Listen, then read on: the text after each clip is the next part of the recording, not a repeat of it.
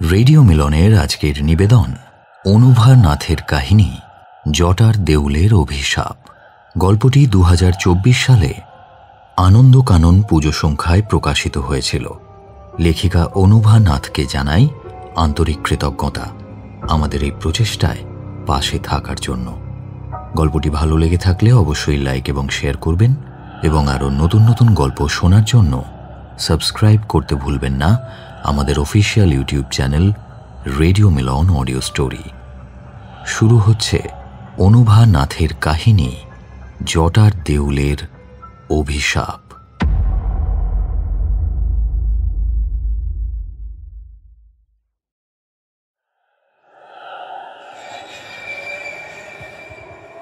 একটা ঘন অন্ধকার জায়গা, মাঠ নাকি কোনো ক্ষেত ঠিক বোঝা যাচ্ছে না। হঠাৎই চারপাশের গুঁড়ো অন্ধকার কি যেন এক অজানা উপায়ে জমাট বাঁধতে শুরু করলো। হাওয়ার শোঁ শোঁ শব্দে কিচ্ছু শোনা যাচ্ছে না। বাতাসের তীব্রতা ক্রমেই যেন বাড়ছে, ধুলোগুলো জমাট বাঁধছে। একটা অবয়ব তৈরি হচ্ছে না? তারই মধ্যে একটি পুরুষ কণ্ঠের গম্ভীর কয়েকটি কথা প্রতীক শুনতে পেল। তোর কোনো বংশধর আমাদের হাত থেকে রেহাই পাবে না।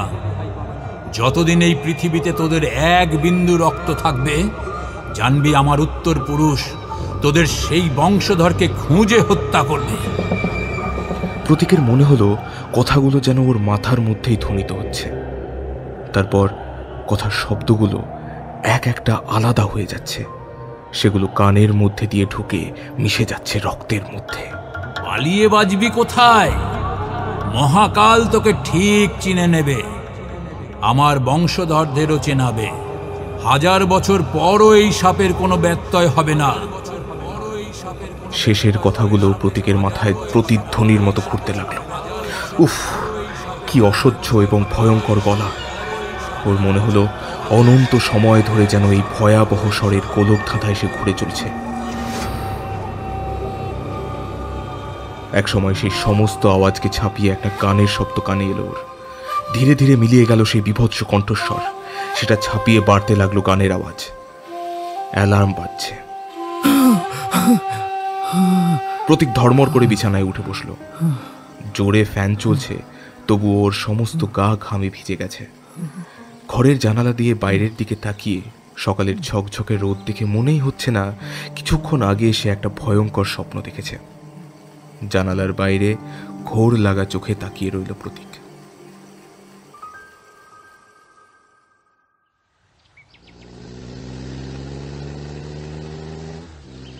আরে আমরা তো ঘুরতেই এসেছি।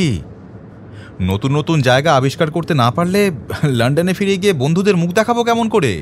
গাড়ি চালাতে চালাতে বন্ধুদেরকে কথাগুলো বলল উজান। রূপম একটু বিরক্ত হয়ে বলল, তা বলে একেবারে বিনা নোটিসে রায় দিই? ফালতু ফালতু সুন্দরবনটা ক্যান্সেল করতে হলো। অতনু পেছন থেকে ফুট কাটল। সে মিস্টার এনআরআই এর যখন যেতে ইচ্ছে হয়েছে তখন আর কি বা করা যেতে পারে। চলো পানসি রায় দেখি। সজল এতক্ষণ চুপ করে সকলের কথা শুনছিল, এবার বলে উঠল, আরে রায় দেখি বেশ পুরনো, আর সুন্দরবন তো যখন তখন যাওয়া যায়। আনপ্ল্যান্ড ট্যুরের কিন্তু মজাই আলাদা। আর উপরি পাওনা হলেও এই এপ্রিলে মন্দিরের সামনে ঘোড়ার রেসও হয়। মন্দিরটার কথাটা একটা জার্নালে পড়েছি, তবে আমি তো ভাই ওই ঘোড়ার রেসটাই দেখতে যাচ্ছি।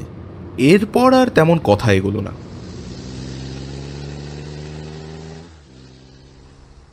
উজান, রূপম, অতনু আর সজল যখন রায়দিঘি এসে পৌঁছলো, বিকেল যেন তখন কালো ব্ল্যাকবোর্ডের মতো একটা নিকশ কালো রাতকে ঝুপ করে টেনে নামিয়ে দিল রায়দিঘির মাথায়। অতনু গাড়ি থেকে নেমে পড়ল, চারিদিকে তাকিয়ে বলল, বাবারে, এরকম গন্ডগ্রামে আগে থেকে কিছু ঠিকঠাক না করে চলে তো এলাম, কিন্তু খাবো কি রে, থাকবো কোথায়? হ্যাঁ কিরে সজল? ওই দূরের দিকে একটা আলো দেখতে পাচ্ছি, আপাতত ওখানেই যাই, চল। অগত্যা চারজন মিলে আলোর উৎসের দিকে এগিয়ে গেল। পৌঁছে দেখলো ছোট্ট একটা মুদির দোকান, টিমটিম করে আলো জ্বলছে। দোকানদারের বয়স আন্দাজ 80, বেশিও হতে পারে। চুলগুলো ধোঁয়ার মতো সাদা। মোটা সাদা ভুরুর নিচে চোখ দুটো হঠাৎ দেখলে মনে হবে জ্বলন্ত কয়লা। কুচকুচে কালো মুখটা জুড়ে ছড়িয়ে রয়েছে অজানা এক রহস্য। একটা কালো রঙের জামা পরে আছে লোকটা, তাতে যেন আরো বেশি ভয়ঙ্কর দেখতে লাগছে। যেন মানুষ নয়, অদ্ভুত কোনো জীব। বৃদ্ধ বসে বসে বিড়ি খাচ্ছেন আর একটু একটু কাশছেন। তবে উজান অতনুদের ওসব দিকে খেয়াল ছিল না। তারা তখন মরিয়া হয়ে সেই রাতের মতো একটা মাথা গোঁজার ঠাঁই করছে। দাদু, আমাদের যেমন তেমন একটা থাকার ব্যবস্থা হলেই চলবে। কাল বিকেলের ঘোড়দৌড় দেখে পরের দিন সকালেই চলে যাব। সবই কালের হিসাব বাবা,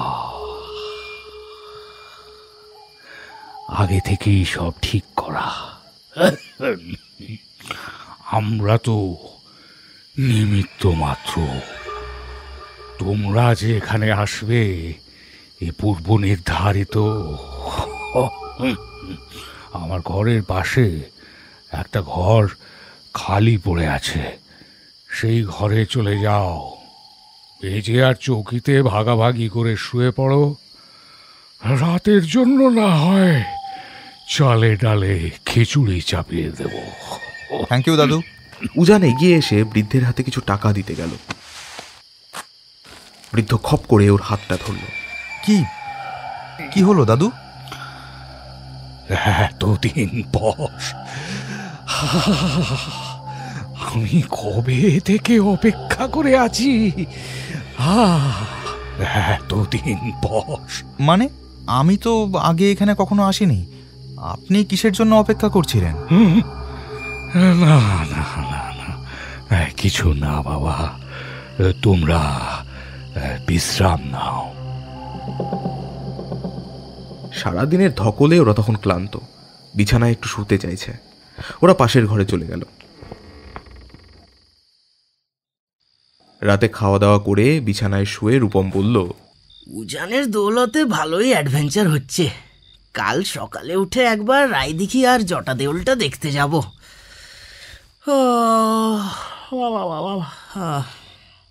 তারপর কিছুক্ষণের মধ্যেই সকলে গভীর ঘুমে তলিয়ে গেল। চলে যা, কেন এসেছে সেখানে? সর্বনাশ হয়ে যাবে। চলে যা, কিছু শেষ হয়ে যাবে। যা যা, এখানে চলে যা, চলে যা, এখান থেকে এখানে চলে যা, এখান থেকে চলে যা, সেখানে কিছু শেষ হয়ে যাবে। সর্বনাশ হয়ে যাবে, এখান থেকে চলে যা।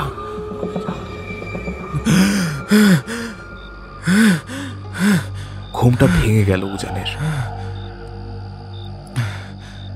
এখন কটা বাজে? এমন এমন অদ্ভুত স্বপ্নের মানে কি?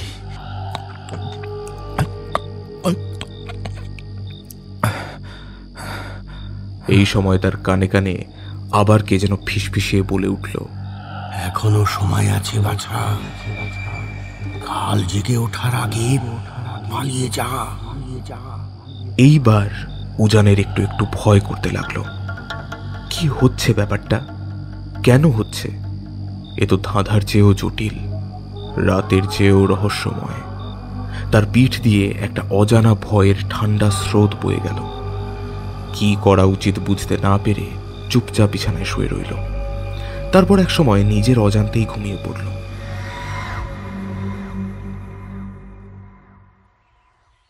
পরের দিন সকালে ওর ঘুম ভাঙল বন্ধুদের গলার শব্দে।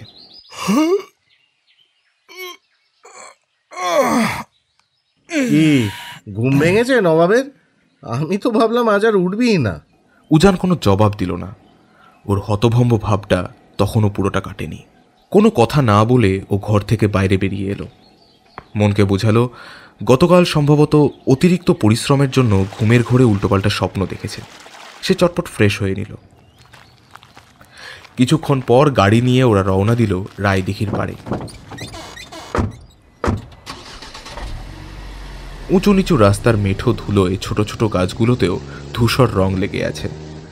দূরে নীল আকাশের গায়ে সবুজ প্রান্তর দেখে মনে হচ্ছে কোনো দক্ষ শিল্পী কি এক অদ্ভুত উপায়ে যেন আকাশ আর মাঠের মধ্যে একটা অদৃশ্য সীমারেখা টেনে দিয়েছে, যা সবুজ আর নীলের আভায় মুখরিত, অথচ অদ্ভুতভাবে আলাদা।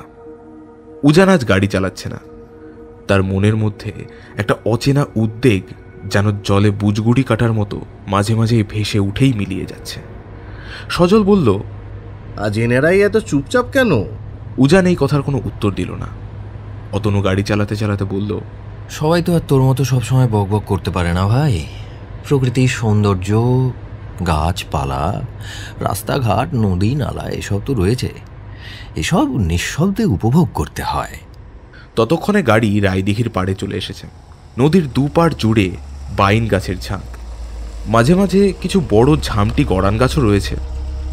কোথাও কোথাও গাছ এমন করে দিঘির ওপর ঝুলে পড়েছে যেন মনে হচ্ছে সবুজ পাতা দিঘির ঘোলা সবুজ জলে স্নান করবে। এই গাছগুলো দিয়ে ঘেরা চওড়া পান্নার মতো সবুজ রঙের রায়দিঘি টলটলে জল নিয়ে ভেসে রয়েছে ওদের সামনে। মাঝে মাঝে মাতাল পাগল হাওয়ায় কাগজের নৌকো বাওয়ার মতো ছোট্ট ছোট্ট ঢেউ উঠছে দিঘির জলে। উজান দিঘির ধারে একটা বসার জায়গা দেখে বসে পড়ল। বাকি সবাই মোবাইলে ফটো তুলতে ব্যস্ত। উজান চোখ বন্ধ করে বসে রইল।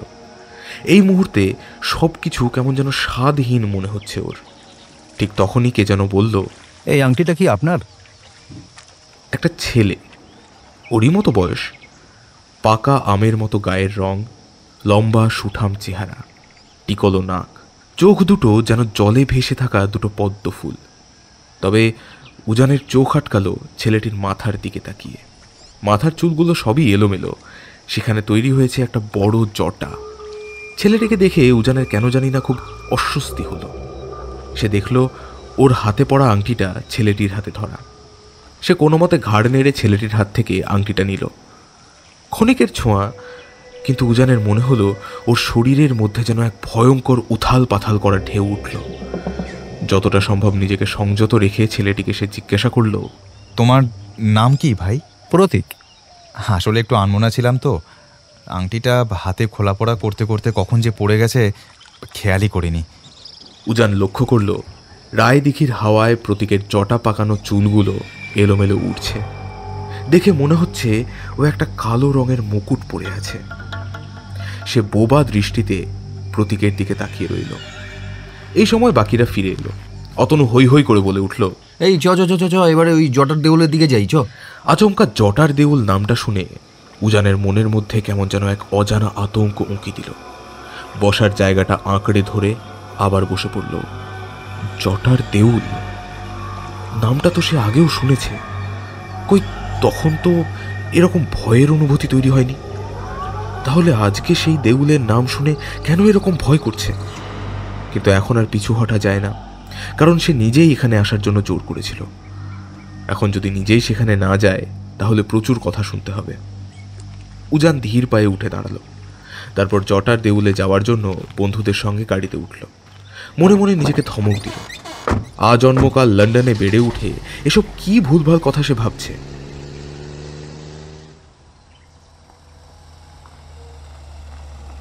জটার দেউলের সামনে এসে উজান মনে মনে বেশ উত্তেজনা অনুভব করল। মন্দিরের সামনে আর্কিওলজিক্যাল সার্ভে অফ ইন্ডিয়ার বোর্ড। এই মন্দিরের রক্ষণাবেক্ষণ এখন ASI করে।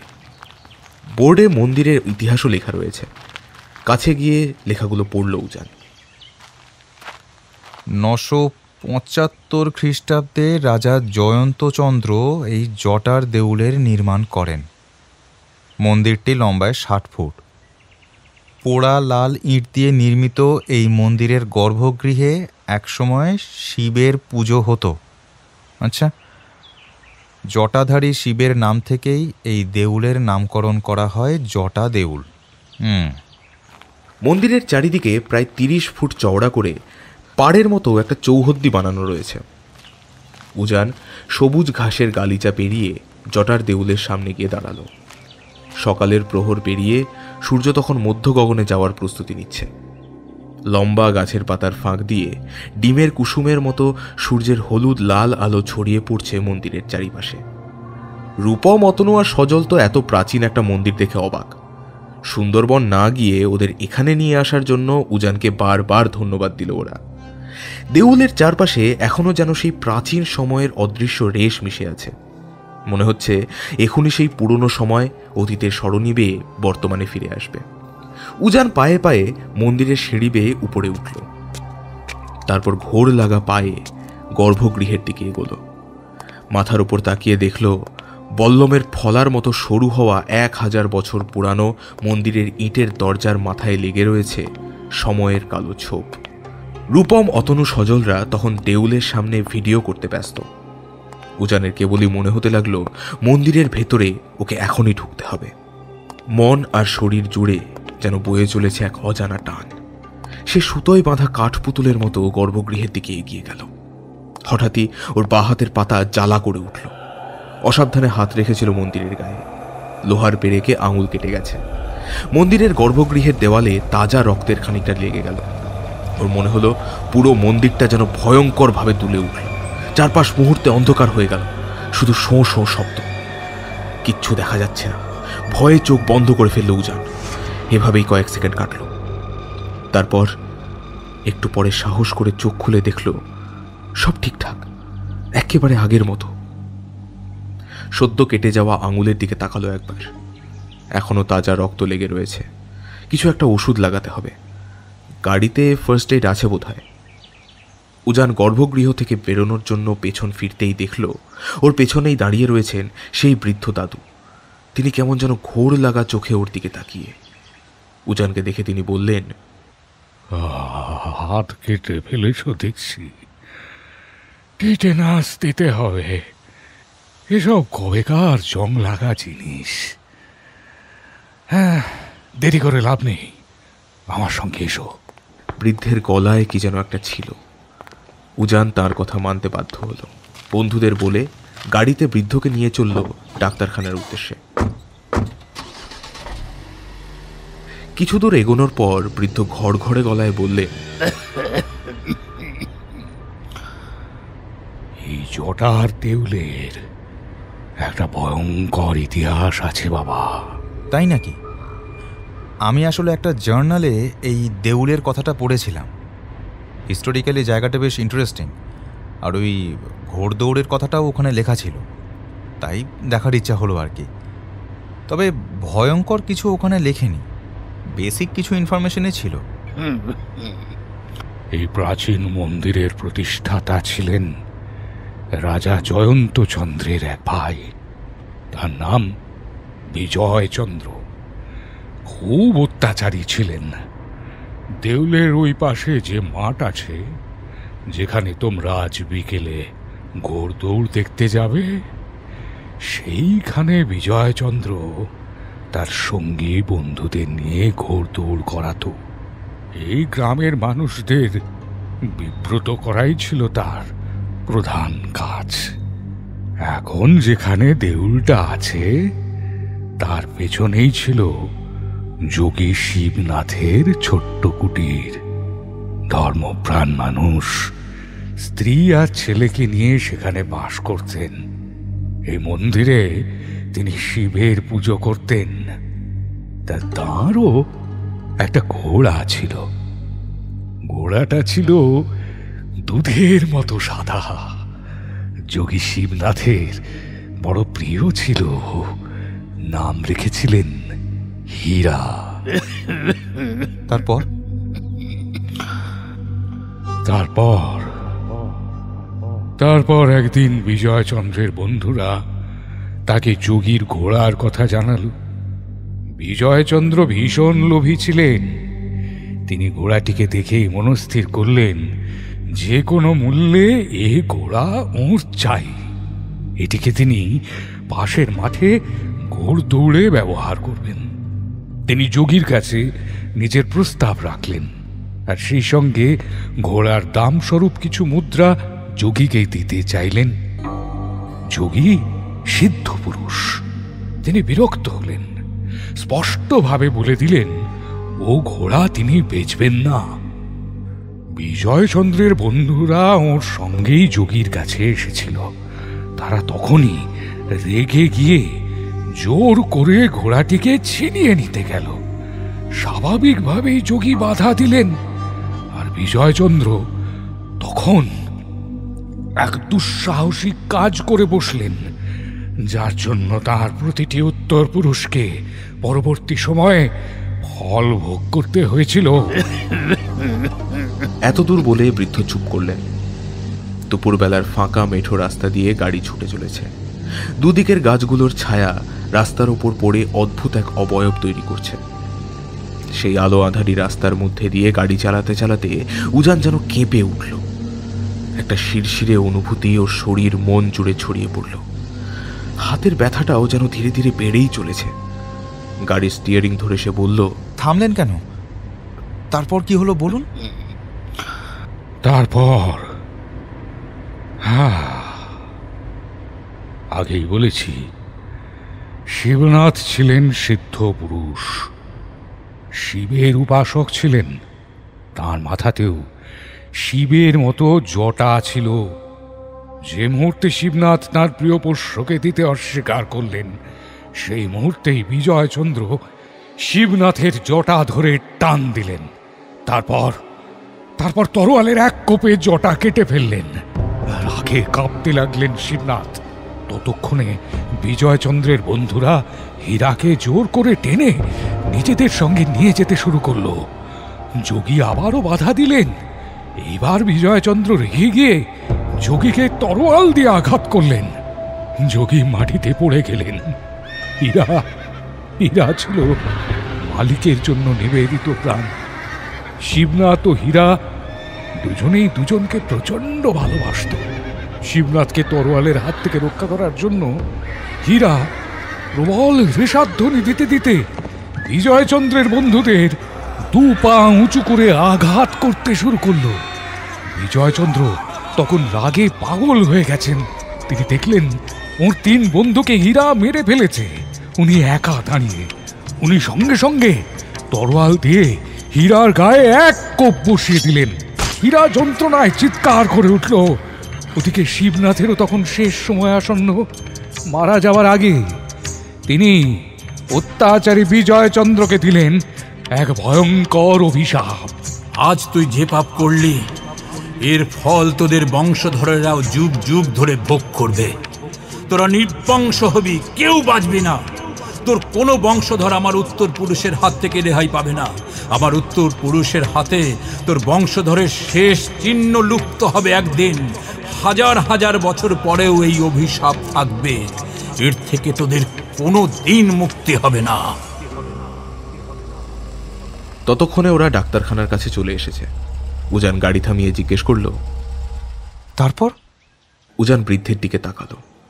তাকে দেখে মনে হচ্ছে যেন অনেক বছর আগের মৃত কোনো মানুষ। দিনের আলোয় তার চোখগুলো মরা মানুষের চোখের মতো দেখাচ্ছে। শিরা ওঠা কালো হাত দুটোয় কেউ যেন হাড়ের ওপর পাতলা কালো রং করে দিয়েছে। কোনো চামড়া নেই। উজান আবারও একবার শিউরে উঠল। বৃদ্ধ বললেন, হীরা মারা গিয়েছিল, আর শিবনাথ যোগীর স্ত্রী প্রাণ ভয়ে ছেলে নিয়ে পালিয়ে গিয়েছিলেন অন্য গ্রামে। কিন্তু অদ্ভুতভাবে এই ঘটনার পরই বিজয়চন্দ্রের বংশের সকলেই এক এক করে মরতে শুরু করে। এক সময় রাজবাড়ি খালি হয়ে গেল।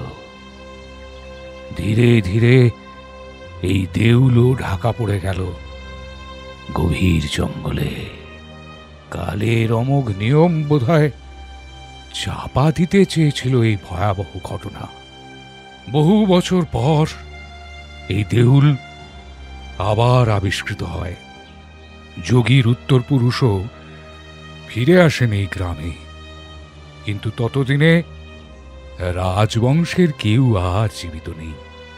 ওই কালই এই মন্দিরের রহস্যময় ঘটনাটিকে লুকিয়ে ফেলেছে নিজের গর্ভে।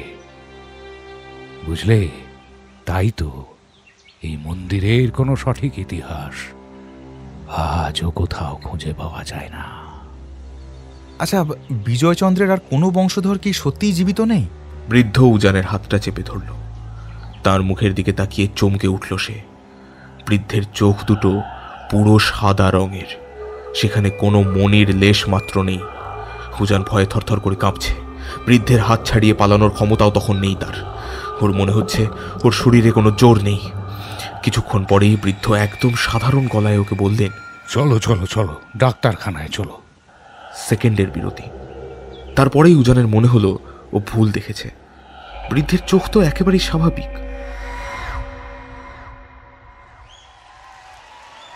আরে আপনি এখানে? আপনাকে কাল রায়দিঘিতে দেখলাম না? আমি তো এখানকারই বাসিন্দা, কাছেই একটা স্কুলে পড়াই। আজ 2রা বৈশাখ, তো প্রতি বছর এই দিনে জটা দেউলের মাঠে ঘোড় দৌড় হয়, তাই দেখতে এসেছি। গতকালের পর উজান ঠিকঠাকই আছে, তাই আজ সকালে ঘুম থেকে উঠে জটার দেউল লাগোয়া মাঠে ঘোড় দৌড় দেখতে চলে এসেছে। এটা দেখার জন্যই সে বিশেষ করে জটার দেউলে আসতে চেয়েছিল। বৃদ্ধ দাদুও উজানদের সঙ্গে ঘোড় দৌড় দেখতে এসেছেন। বৃদ্ধ প্রতীককে বললেন, এই কি, তোমার মাথায় কাপড় বাঁধা কেন? আসলে কদিন ধরেই ঘুম ভাঙার পর থেকে মাথায় ভীষণ যন্ত্রণা হচ্ছে। আজ বিকেল থেকে আবার ব্যথা শুরু হয়েছে, তাই টেনে বেঁধে রেখেছি। যদি কিছু উপকার হয়।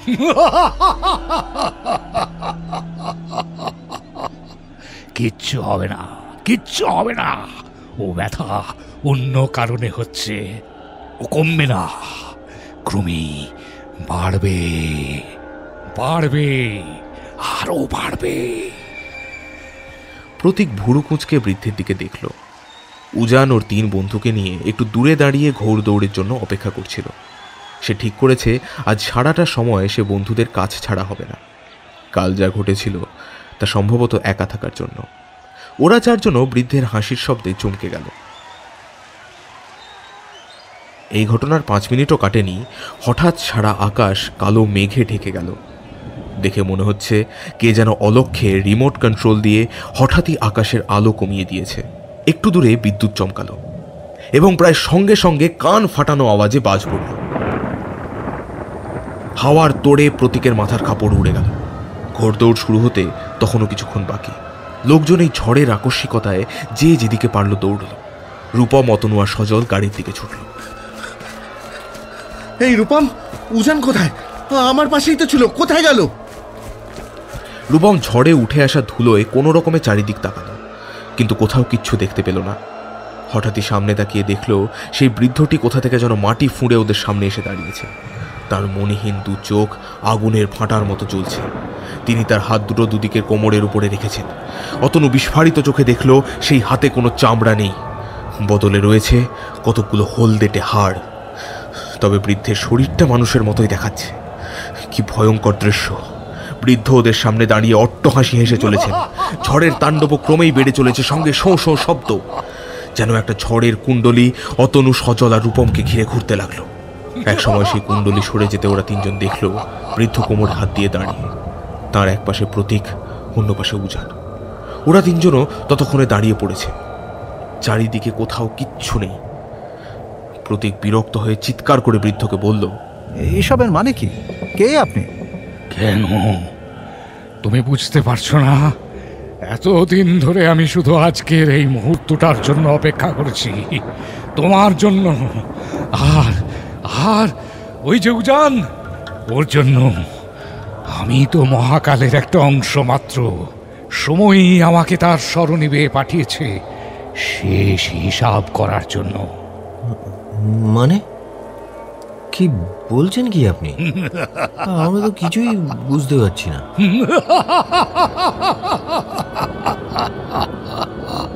তুমি তো শিবনাথের বংশধর প্রতীক, তোমার জটাই তার প্রমাণ। তুমি তোমার পূর্বপুরুষ শিবনাথের গলায় শুনতে পাও ঘুমের মধ্যে। তিনি তোমায় আদেশ করেছেন, যাও বিজয়চন্দ্রের উত্তর পুরুষকে হত্যা করো, যাও। বৃদ্ধ উজানের দিকে হাত তুলে দেখালো। ভয়ঙ্কর সর্বগ্রাসী ঝড়ের দাপট যেন বেড়েই চলেছে। কোনো ক্রমে উজান বলল, আপনি কেমন করে জানলেন আমি বিজয়চন্দ্রের বংশধর? এই এই তোরা কিছু বল, তোরা চুপ করে আছিস কেন? অতনু, সজল আর রূপম উজানের পিছনে মূর্তির মতো দাঁড়িয়ে। ওরা এখন আর তোমার বন্ধু নয়, ওরা বিজয়চন্দ্রের সেই 3 বন্ধু যারা বিজয়চন্দ্রের সঙ্গে হীরাকে হরণ করতে গিয়েছিল। তোমার মতো ওদেরকেও শাস্তি পেতে হবে, পেতেই হবে।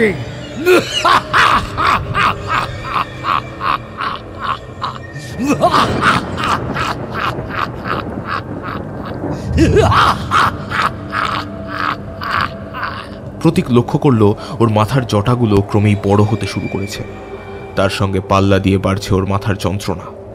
প্রতীক জটাগুলোকে চেপে ধরতে ধরতে বলল, কিন্তু কিন্তু আমরা আপনার কথা শুনবো কেন? বৃদ্ধের চোখ দুটো যেন অন্ধকারে রাগে জ্বলে উঠল। তিনি বললেন, তোমার পূর্বপুরুষদের আদেশ, মহাকালের কাছে কেউ কোনোদিন কিছুই লুকোতে পারেনি। উজান এখানে এসে ঘুমের মধ্যে বিজয়চন্দ্রের সতর্কবার্তা শুনেছিল। বিজয়চন্দ্রের এক সন্তান সম্ভবা স্ত্রী এই অভিশাপের হাত থেকে বাঁচতে এই গ্রাম ছেড়ে পালিয়েছিল। পরে সে বিদেশে পালায়, ভেবেছিল সাপের হাত থেকে রক্ষা পাবে। মূর্খ!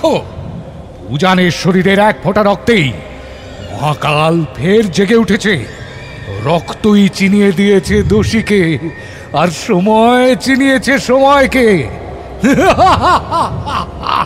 সময় আসন্ন প্রতীক, এসো, অভিশাপ পূর্ণ করো, তোমার পূর্বপুরুষের কথা সফল হোক। এসো। প্রতীক আর উজান বিস্ফারিত চোখে দেখল উজানের পেছনে ওর 3 বন্ধু পুতুলের মতো মাথা নিচু করে দাঁড়িয়ে সমবেত গলায় বলল, মহাকাল জেগে গেছে, আজ অভিশাপ বলবে। প্রতীকের মাথার জটা ক্রমশ আরো বড় আর ঘন হচ্ছে। ধীরে ধীরে সেগুলো উজানের পা দুটোকে আষ্টে পৃষ্ঠে জড়িয়ে ধরছে। প্রতীক মিনতির স্বরে বৃদ্ধকে বলল, দেখুন, উজানের পূর্বপুরুষ আমার পূর্বপুরুষকে অন্যায়ভাবে হত্যা করেছিল। তা বলে আমি কেন উজানকে মারব? ও নির্দোষ। এর ধ্বংসলীলা আপনি থামান, রক্ষা করুন ওকে। আমি হাত জোড় করছি। এই অভিশাপ খণ্ডানোর ক্ষমতা কোনো মানুষের নেই। প্রতীক উজানের দিকে তাকালো। ওকে আর দেখা যাচ্ছে না। প্রতীকের মাথার কালো ঘন জটা সাপের মতো জড়িয়ে ধরেছে ওকে। এভাবে আর বড় জোর 5 মিনিট, তারপর দম আটকে মারা যাবে উজান। প্রতীক দেখল বৃদ্ধ ও উজানের 3 বন্ধু উজানকে ঘিরে শুরু করেছে এক পৈশাচিক নৃত্য। 4 জন উজানের চারপাশে দাঁড়িয়ে তারা দুর্বোধ্য ভাষায় একটানা কি সব বলে চলেছে, সেই সঙ্গে বিকৃত অঙ্গভঙ্গি করে নাচছে। প্রতীকের মনে হলো এরা কেউ এই ইহ জগতের মানুষ নয়, এরা উঠে এসেছে পাতালের কোনো এক গভীরতর ফাটল থেকে। সে অসহায়ের মতো মাঠের চারিদিকে তাকালো। ওর মনে হলো আতঙ্কে ও বুঝি এখনই অজ্ঞান হয়ে যাবে। ঠিক তখনই অদ্ভুত একটা ঘটনা ঘটল। প্রতীক একটা ঘোড়ার রেশাধ্বনি শুনতে পেল। সে চারিদিকে তাকালো। মনে হলো আকাশ থেকে দুধের মতো সাদা ফিনফিনে কুয়াশা চাদরের মতো কি একটা যেন ঝুপ করে পুরো মাঠের ওপর এসে পড়ল। বৃদ্ধ আচমকা নৃত্য থামিয়ে আকাশের দিকে তাকালেন। ঘোড়ার রেশাধ্বনি ক্রমেই বাড়তে লাগলো। সঙ্গে পাল্লা দিয়ে রূপোর মতো চকচকে একটা স্নিগ্ধ আলোয় ছেয়ে গেল পুরো মাঠ। ততক্ষণে ঝড় থেমে গেছে। প্রতীক খেয়াল করলো ওর মাথার জটাগুলো আর বাড়ছে না। ঠিক তখনই ও দেখল উজ্জ্বল আলোর মতো একটা স্বচ্ছ ঘোড়া মেঘের মতো সাদা চকচকে ডানা মেলে 3 বার চক্কর কাটলো প্রতীক আর উজানের মাথার উপর। সম্ভব? এ কেমন করে সম্ভব? এ কেমন করে সম্ভব? ও তো হীরা। হীরা। উজান খেয়াল করলো ওর শরীরে আর কোনো জটা জড়িয়ে নেই। প্রতীকের মাথার চুলেও জটার লেশ মাত্র নেই। সবকিছুই যেন আবার আগের মতো স্বাভাবিক হয়ে গেছে। উজানের 3 বন্ধুও যেন ঘুম থেকে জেগে উঠল। ওরা 5 জন দেখলো বৃদ্ধের শরীরটা ভীষণ জোরে ঘুরতে শুরু করেছে। ঘুরতে ঘুরতে তিনি চিৎকার করে বলছেন, এ হতে পারে না, অভিশাপ ফলবেই, পাপের শাস্তি পেতেই হবে, মৃত্যুর বদলা মৃত্যু, পাপের শাস্তি পেতেই হবে, মৃত্যুর বদলা মৃত্যু, পাপের শাস্তি পেতেই হবে, মৃত্যুর বদলা মৃত্যু, মৃত্যুর বদলা মৃত্যু, মৃত্যুর বদলা মৃত্যু। একসময় বৃদ্ধের গলার স্বর ক্ষীণ হতে হতে থেমে গেল। গুঁড়ো হয়ে আস্তে আস্তে তিনি মিলিয়ে গেলেন জটার দেউলের মাঠে।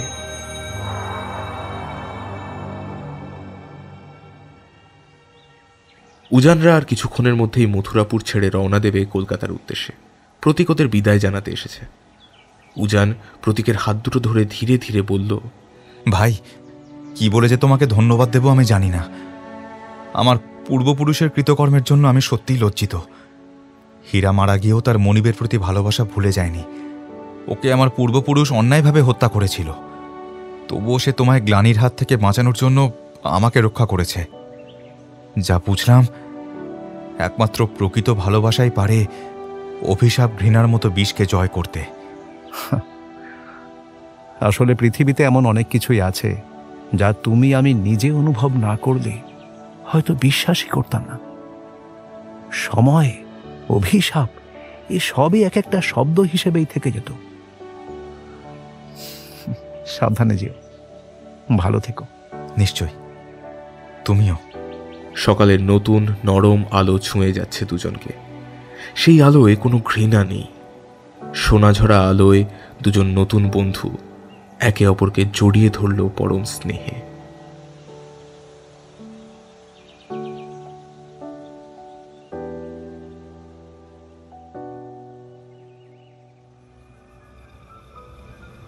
এতক্ষণ আপনি শুনছিলেন অনুভা নাথের কাহিনী জটার দেউলের অভিশাপ।